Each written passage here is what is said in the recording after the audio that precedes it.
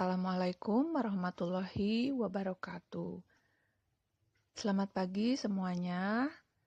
Ketemu lagi dengan pelajaran otomatisasi tata kelola humas dan keprotokolan di pertemuan kita yang kedua. Semoga kalian tetap semangat untuk belajar dan mengikuti sampai selesai. Ya, untuk pertemuan kedua ini kita akan membahas tentang regulasi bidang protokol dan aturan dasar keprotokolan. Apa itu regulasi? Kenapa regulasi harus diterapkan dalam suatu keprotokolan? Sebelumnya kita telah sedikit membahas di bab sebelumnya tentang unsur-unsur keprotokolan yang meliputi apa saja?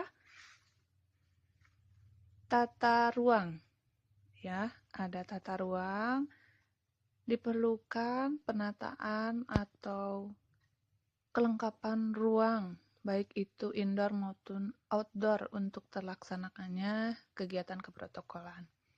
Tata upacara, ya, ada tata upacara, kemudian tata upacara ini meliputi segala sesuatu yang berhubungan dengan kelengkapan resmi untuk melaksanakan aturan-aturan dalam upacara.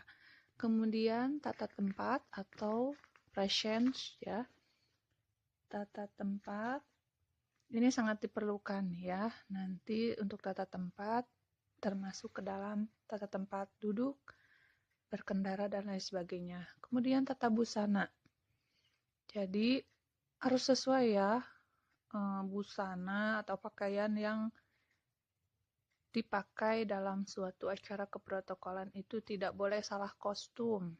Kemudian tata warkat.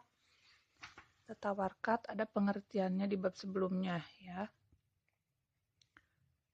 Kemudian Ibu akan sedikit membahas tentang peraturan-peraturan atau regulasi bidang keprotokolan ini, peraturan tentang keprotokolan sendiri itu, ya.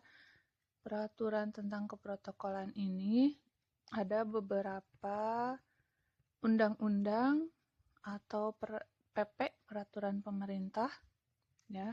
Di antaranya adalah Undang-Undang Nomor 8 Tahun 1987 tentang protokol. Namun ini sudah tidak berlaku ya, tapi kita harus tahu. Kemudian Undang-Undang Nomor 9 Tahun 2010 tentang keprotokolan. Kemudian PP Peraturan Pemerintah Nomor 62 Tahun 1990 tentang ketentuan keprotokolan mengenai tata tempat, tata upacara, dan tata penghormatan. Kemudian Perkalan Nomor 40 Tahun 2015 tentang keprotokolan. Nanti silakan bisa dipelajari ya. Kemudian Aturan Dasar Keprotokolan. Langsung aja Ibu ke Aturan Dasar Keprotokolan 1. Terkait peraturan keprotokolan itu nanti silakan dibaca di file PDF-nya ya. Aturan dasar keprotokolan 1 itu meliputi tata tempat ya. Tata tempat, pengaturan tata tempat, urutan saat naik turun kendaraan, kemudian urutan saat datang dan pulang. Kemudian posisi mobil saat menjemput dan mengantarkan tamu kehormatan. Jadi tidak bisa sembarangan untuk mengatur tata tempat itu ya, ada aturan-aturan tertentunya. Bagaimana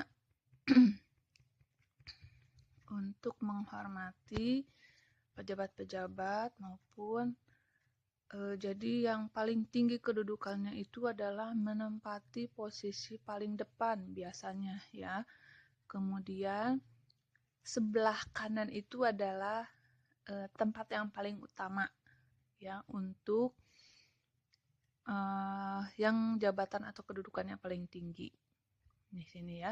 Jika menghadap meja, yang menghadap pintu keluar yang dianggap utama dan lain sebagainya. Kemudian nanti ada di sana dibaca ya urutan jika ada 4 orang atau 6 orang. Kemudian aturan dasar keprotokolan yang kedua itu meliputi tata upacara.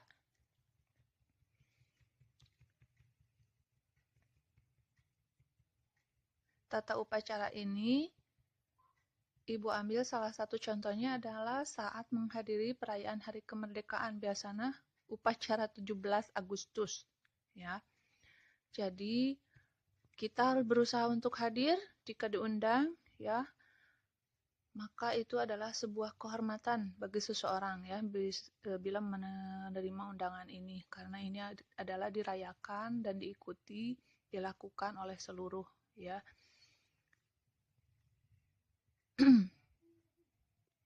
Di sini selain upacara bendera, ya, ada beberapa upacara yang juga harus melakukan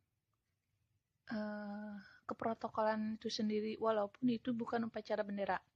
Ya, ada upacara penyerahan surat, upacara penyerahan tanah jasa, upacara pengambilan sumpah jabatan, upacara pelantikan, upacara perjanjian kerjasama dengan luar negeri ataupun dalam negeri, upacara wisuda, ya, upacara peresmian, upacara pemakaman, dan lain sebagainya. Dan yang ketiga adalah aturan dasar protokol. Yang ketiga itu adalah aturan dasar tentang penerimaan pejabat tinggi, audiensi, berfoto bersama pejabat, atau apa yang harus dilakukan ketika kita usai audiensi. Tahu audiensi? Ya, misalkan kamu diundang oleh presiden untuk melakukan tatap muka atau kegiatan diskusi, atau diundang oleh pejabat-pejabat negara atau orang yang menduduki jabatan tertentu dalam pemerintahan. Nah, itu harus diperhatikan cara kita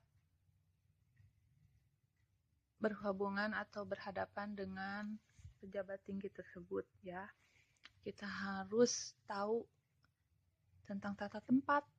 Nanti kita harus duduk di sebelah mana, harus seperti apa dalam berkomunikasi, dalam berbusana, dan lain sebagainya, ya. Dalam bersalaman,